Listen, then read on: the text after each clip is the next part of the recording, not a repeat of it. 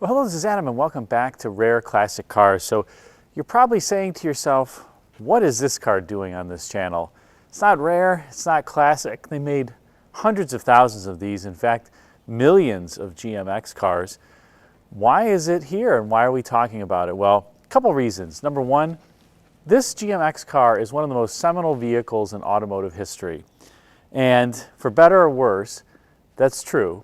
And secondly, these cars are extremely rare today. The Citations, the Omegas, the Phoenix, the Skylark, they are just all but extinct. And that is in spite of them selling millions of these cars from 1980 to 1985. So let's talk about the X-Body a little bit, because as I said, it really was a seminal and transformative car in automotive history. This was General Motors' first front-wheel drive, transversely mounted engine and transmission, with the goal of providing a lot of interior space for relatively small and compact dimensions. And this car is small. This is far smaller than a Honda Civic, even by modern standards. And yet this was not the smallest car in Oldsmobile's lineup. That went to the Forenza. Now, the X-Cars, as I said, came out in the 1980 model year. The Citation was really the leader in terms of the sales figures. And the amazing thing about it is the Citation sold 800,000 cars in 1980.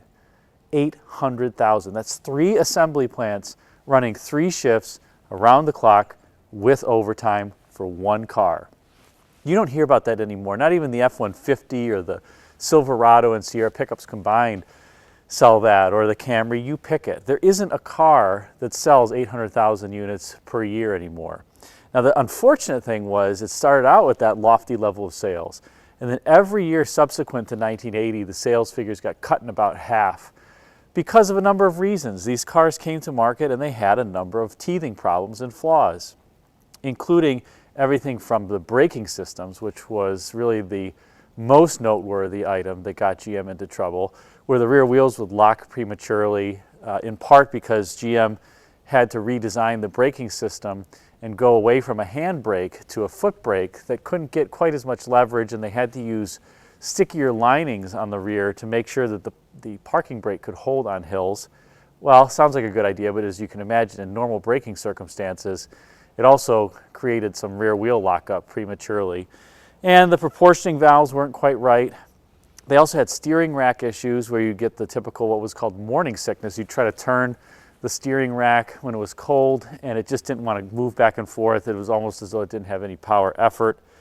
They had some engine issues. In particular, this 2.5 liter 4-cylinder hood, we'll talk about more, was reliable but was very crude for the time. And then also the V6 engine had some, it wasn't a great carburetor on there. So they had a number of, I would say, issues. The window regulators were tape drive, they would break, the glass would fall into the door. So why even talk about this car? Well, again, it's the first of its kind really for GM. There are other cars in Europe that employed this transverse mounted engine and transmission layout, front wheel drive, to try to get more space. In fact, a lot of the X-Car prototypes were Lancia betas for testing at General Motors during the time. But this car got so much so right, and what I mean by that, it's so small, and yet the car has just wonderful interior dimensions for its size. The seat comfort is great. The overall drivability of this car in general it's really fun to drive, even with just a 90 horsepower 4-cylinder under hood. It handles well for what it is. I'm not saying that this is a great handling car, but you have to remember, compared to what people came out of, the big boats, this car handles a lot better than those. And it's pretty quiet inside. It's a pretty refined ride. The suspension is a curious mix of good and bad. I would say over normal roads, it's wonderful. You do get some impact harshness and noise intrusion in the cabin when you go over some harsh bumps, but it's not offensive at all. In fact, I would say the ride's pretty good. In any case, I think that this Omega is just cool. It's number one, it's an Omega Brougham as well, so top of the line trim. This car, the base price was about $8,000 in 1984. This particular car, I have the window sticker, totaled $11,000 So it's pretty well loaded with almost everything aside from strangely power windows it does not have. It has the manual Armstrong windows, which on the X cars crank in the opposite direction. You roll it down, rolling the window down counterclockwise. You roll it up, rolling it clockwise. I have no idea why GM did that, but they did on this car. And Olds sold about 50,000 of these Omegas in 1984, which was down from 120,000 in 1980. So the car was waning in popularity, by this point, and it'd be canceled shortly thereafter. But there's a lot of different features on this car that we should talk about. So let's take the camera off and walk around and discuss in more detail. All right, so let's talk about this 1984 Olds Omega Brougham. Now the first thing is the styling for the 84 Omega was a little bit different than what the Omega started out with. It actually had a really cool waterfall grille that went all the way up, into this panel ahead of the hood. But by this point they had redesigned that out. Perhaps it looked a bit controversial. This car does have the simulated wire wheels, and these are 13-inch wheels. Really hard to get tires. These are still the original tires on the car. And it does have Oldsmobile mud flaps on it. This car has 15,000 original miles. I bought it out of the estate of the owner in Ohio. And it was garaged the entire time. It just really didn't use it. And it's in phenomenal condition. The one thing that anybody who had a GM car of this era will remember is that the paint on these cars is terrible. And this does have the infamous checking kind of all over the paint. But you stand back from right here, 5 feet away, 6 feet away, it looks like a brand new car. And all the sheet metal is really good. The interior is great. And the car is just fun to drive overall. This does say you can tell the vehicles that have the 2.5 liter under hood because they have the fuel injection badge. If you had the V6, it was not fuel injected, it was carbureted. So you didn't get the badge. These cars are very light. They only weigh about 2,600 pounds. And so even with just 90 horsepower, it's not a total dog by the standards of the day. It's a total dog by today's standards. This car is about 15 seconds, 0 to 60, which sounds offensively slow, and yes, it is. You try to pass anybody on a 2-lane highway going 50 miles an hour, you're not going to be that successful. But it's really not bad when you're just driving around town, or even on the freeway. It'll go 75, 80 just fine. It's quiet inside. I mean, the other thing about this car is look at these seats. These seats of any car that I own are the most comfortable. I have never sat in a car with more comfortable seats. It's the perfect mix of firmness and softness.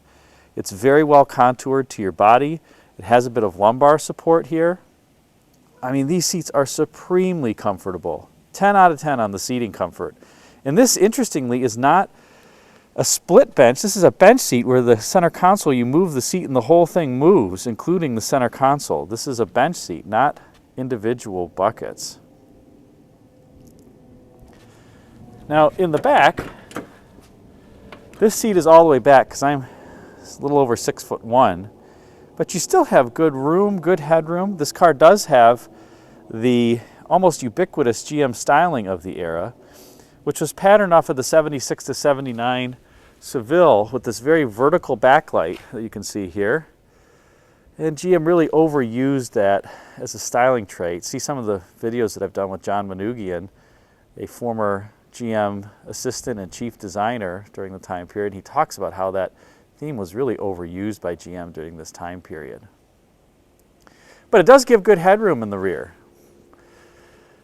And the seats are comfortable in the rear too. Nice door panels, nicely trimmed. For whatever reason, they put the door lock button here, but it works fine. You can see, as I said, it has the crank windows. And you've got this interesting kind of driver-centric cockpit on the inside here, where you have this separate pod for the driver. And in front of the passenger, you have the dashboard pushed pretty far forward, so it gives you this feeling of roominess and spaciousness. And as I sit in this car in the passenger side, like I said, I'm 6'1". I've got my legs almost all the way out. That's how much leg room this car has. This pedal space is a little bit intrusive over here, but it's not bad. But I could be on a long trip all day long with this car and be so comfortable. And these cars do get great mileage. This 2.5 liter four-cylinder on the freeway, I get about 31, 32 miles per gallon with just a 3-speed automatic. Does have a lockup converter. Does have the Delco ETR radio with the yellow lights. This is before the seek and the scan buttons even. So you just have 4-position memory. Let's take a look at the trunk because, again, this car is very, very small, and yet the packaging is really excellent. You can see the door panels are very thin, and again, gives you a lot of space on the inside, and the door itself is very thin. So look at how skinny that door is. Gives you so much interior space. And if we go around to the trunk here, there's a ton of trunk space, a ton. Not a very nicely trimmed trunk even for an Omega Brougham, but I mean, you could fit 4 sets of golf bags in here plus more stuff. So GM really did a great job. Look at that deck lid fit by somebody. It does fit well. You know, the fit and finish, the finish on this car, the paint is really not great. You can kind of see the weather checking here. This car was always garaged, always. But the fit, the body panel fits on this car are actually quite good. I mean, the door gaps are good. The hood fit is good. So GM was starting to try. Unfortunately, like I said, they got the paint wrong.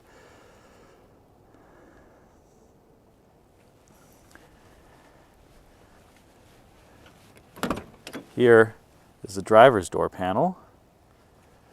A better look inside where the driver sits. The infamous GM multifunction stalk, which I've talked about in another video. This car does have cruise, delay wipers, tilt wheel. Let's take a look under hood.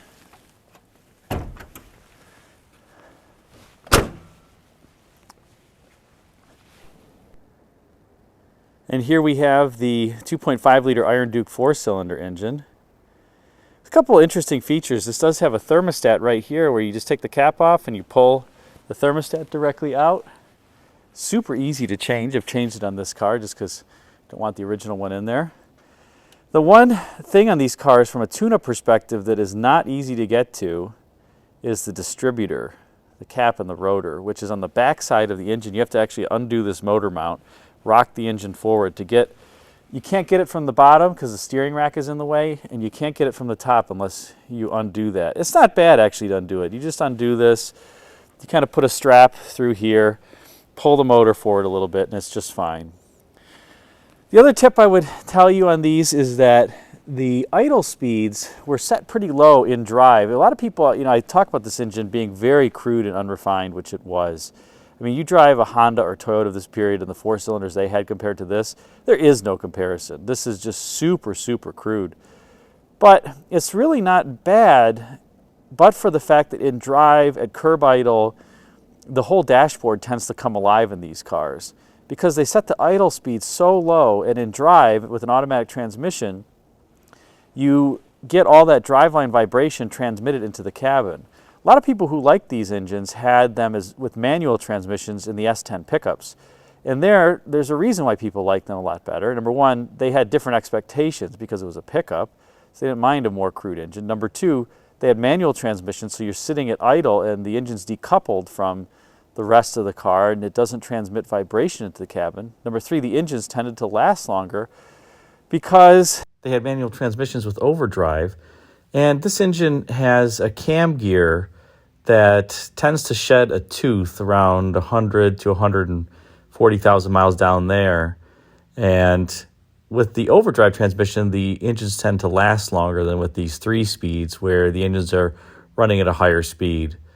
So that's kind of the Achilles heel of this engine, is that cam gear right there, that it's press fit on the end of the camshaft. And the service procedure was you had to actually drop the engine cradle out of the car to get it off. But I know some old-time mechanics say they know how to get it off in the car.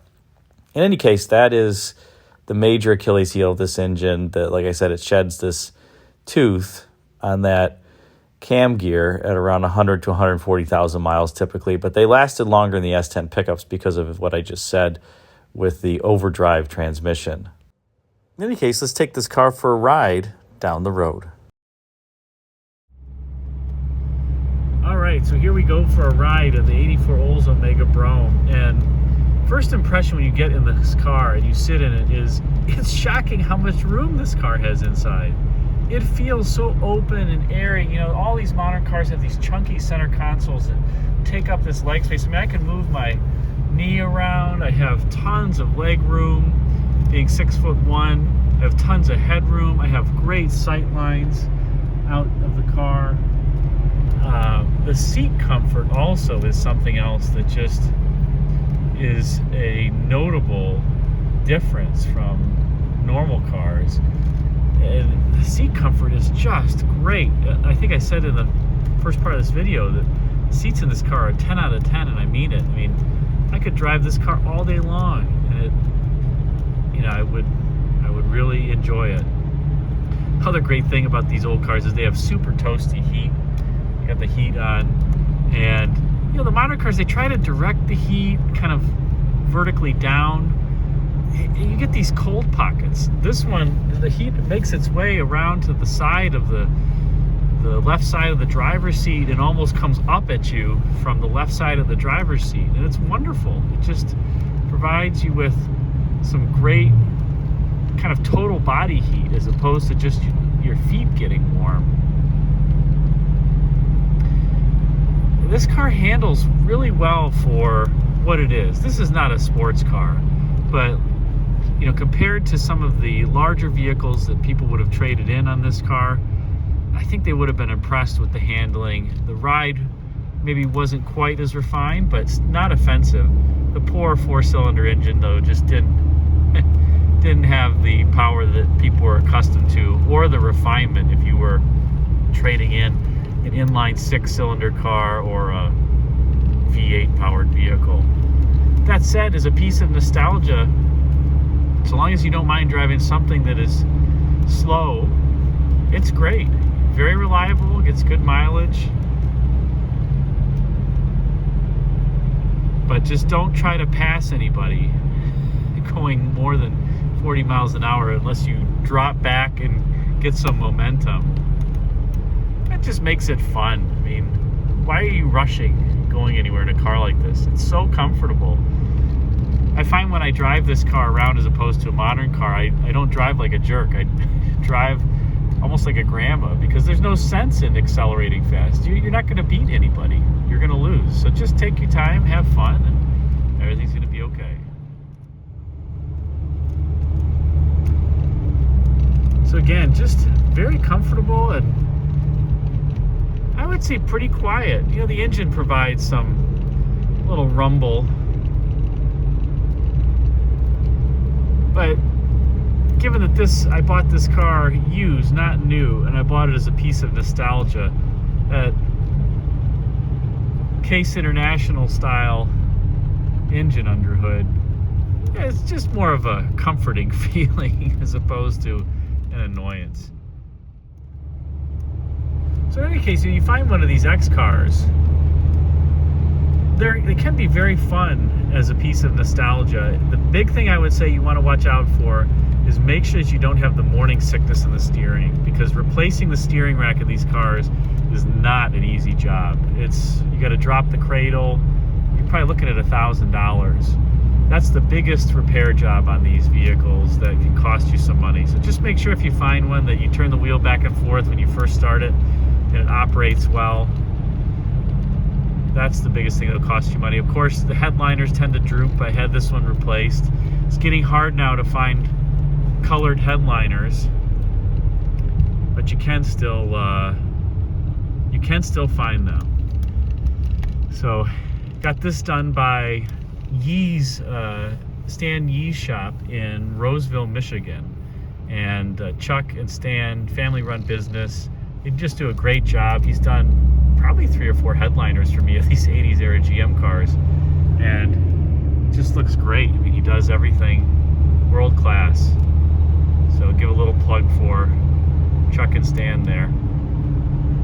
In any case, thanks again for riding along with me and for this video of the 84 Oldsmobile. Even the suspension is great. It's not firm, it's not soft, it's just about right. And you get a little sense of it being a big car with that hood ornament out front. Thanks again for watching. Until next time, take care.